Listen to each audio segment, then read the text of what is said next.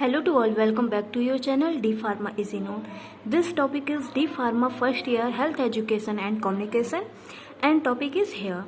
तो फ्रेंड्स, शुरुआत करने से पहले मैं आप सभी को बता दूं कि सब्जेक्ट बाय सब्जेक्ट मैंने ऑल इम्पॉर्टेंट टॉपिक के वीडियो बनाए हैं, ओके।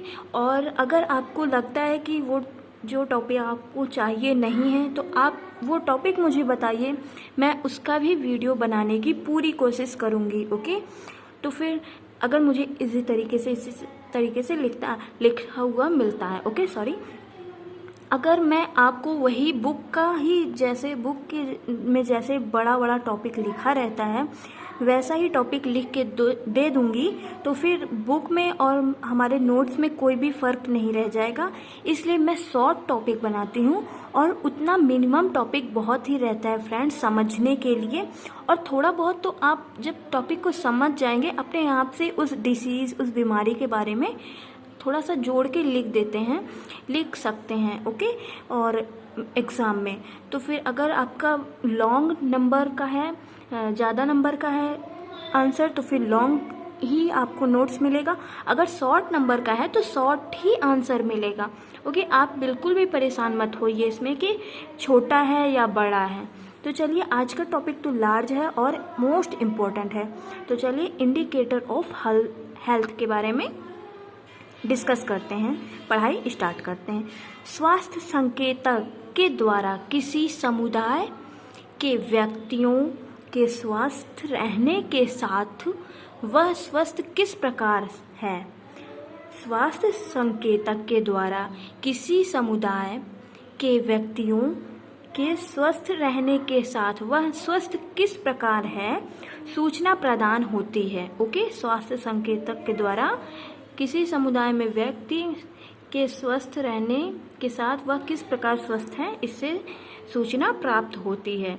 स्वास्थ्य निर्देशक के द्वारा स्वास्थ्य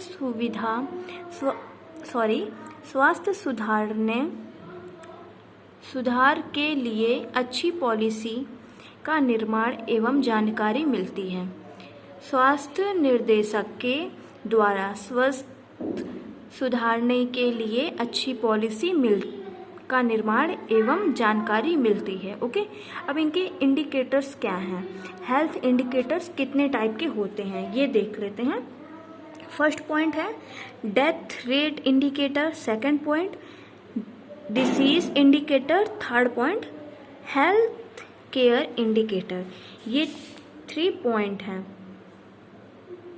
अब आपने इसको समझ लिया होगा अच्छे से, तो फिर ये बहुत ही आसान है और थोड़ा ही इसलिए मैं ये पॉइंट करके लिखी हूँ कि आपको कोई भी प्रॉब्लम ना हो लर्न करने में। अगर आपको प्रॉब्लम आती है तभी आप फ़ोन इंटरनेट्स का यूज़ करते हैं। अगर आपको मैं वही छाप के दे दूँगी कॉपी का बड़ा तो फिर कोई भी इम्पोर्टेंस नहीं लगेगी। तो आपको अगर वीडियो अच्छा लगता है तो यस ज़रूर लिखिएगा और लाइक ज़रूर करिएगा फ्रेंड्स। आप लोग लाइक करने में बहुत ही ज़्यादा कंजूसी करते हैं और शेयर भी करिएगा, क्योंकि मैं आप सभी लोगों को बता चुकी हूँ कि मैं YouTube के अलावा और किसी भी ऐप का यूज़ नहीं करती हूँ, ना ही इंस्टाग्राम, फेसबुक, किसी भी ऐप का, ओके। तो शेयर करिएगा, आपके ही भरोसे हमारी नैया है तो पार लगाइएगा। चलिए स्टार्ट करते हैं आज का टॉपिक, पढ़ाई पे ध्यान देते हैं। डेथ रेट इंडिकेटर जन्म के समय अथवा उसके उपरांत 1 या 2 वर्ष की अवधि में ही होने वाली मृत्यु को शिशु मृत्यु के रूप में जाना जाता है। जन्म के बाद अथवा उसके उपरांत 1 या 2 वर्ष की आयु में होने वाली मृत्यु को शिशु मृत्यु के रूप में जाना जाता है तथा 9 से 10 9 to 10 ईयर्स, यहाँ पे ईयर वर्ष कुछ भी लिख सकते हैं, वर्ष की अवधि में होने वाली मृत्यु को बाल मृत्यु कहा जाता है। जो बच्चे रहते हैं बाल, ओके।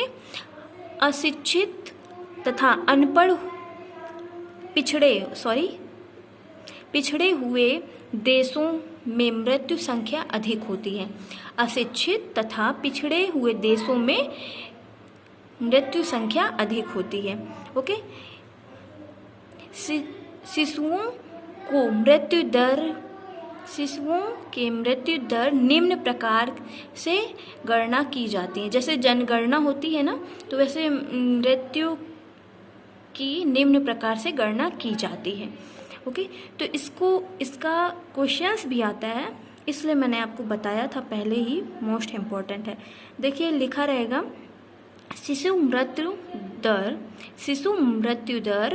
इज इक्वल टू क्षेत्र में एक वर्ष से कम के शिशुओं की मृत्यु संख्या अपॉन क्षेत्र में एक वर्ष में जन्म लेने जीवित शिशुओं की पंजीकृत संख्या। यहाँ पे जगह कम होने के कारण ये साल लिख के साइन बना दिया गया है संख्या का। ओके, और इज इक्वल टू बीचों बीच में 1000। ओके, 1000 लगाना है, 1000। तो चलिए आगे का प्रोसेस देखते हैं। ये बहुत ही इंपॉर्टेंट है, इसको आप लर्न कर लीजिएगा। ठीक, इससे क्वेश्चंस आते हैं, कभी मैं वो भी करवाऊंगी आप सभी लोगों को। अब सेकंड पॉइंट की ओर बढ़ते हैं। डिसीज इंडिकेटर क्या है ये देखते हैं। इस संकेतक के द्वारा किसी स्थान पर किसी विशेष प्रकार में बीमारी से पीड़ित व्यक्ति की संख्या या प्रतिशत का पता चलता है। वास्तव में इस संकेतक के द्वारा बीमारी से पीड़ित अथवा रोग से पीड़ित व्यक्ति next process, then next page की संख्या का पता चलता है। एक बार मैं वो आपको फिर से दिखा देती हूँ। अथवा रोग से पीड़ित व्यक्तियों की संख्या का पता चलता है। अब थर्ड पॉइंट है हेल्थ केयर इंडिकेटर। ये क्या होते हैं, चलिए इनके बारे में भी जानते हैं। इनके द्वारा डॉक्टर जनसंख्या अनुपात, डॉक्टर नर्स अनुपात जनसंख्या, स्वास्थ्य केंद्र अनुपात जनसंख्या, बिस्तर। अब आप सोच रहे होंगे ये बिस्तर कहाँ से आ गया मैम? तो ये इसलिए आ गया क्योंकि ये भी तो डॉक्टर के अंडर में ही रहता है। अगर कोई रोगी जाता है डॉक्टर के पास तो फिर उन्हीं को तो देना पड़ता है, प्रोवाइड कराना पड़ता है। ओके, बिस्तर अनुपात ओके, अनुपात 2 बार लिख गया है, सॉरी इसके लिए। यह आदि का निर्धारण किया जाता है। ओके, किया जाता है।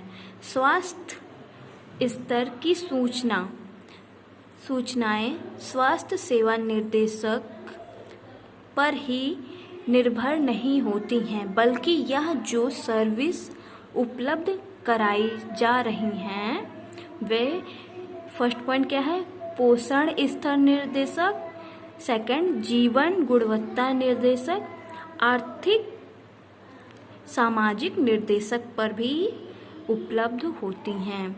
आई होप आपको ये नोट्स मिल गया होगा, एकदम लॉन्ग वाला और मोस्ट इम्पॉर्टेंट वाला। अगर अच्छा लगा है तो like share and subscribe, new watches ज़रूर करिएगा। Thank you so much. मैं यही चाहती हूँ कि सभी लोगों को इतना शॉर्टली नोट्स मिले जिसकी आप सबको शायद बहुत ही ज़रूरत होगी। जहाँ तक नहीं पहुँच पा रहा है, कैसे पहुँचाऊँ मैं, आप सभी पहुँचा सकते हैं। Thank you so much.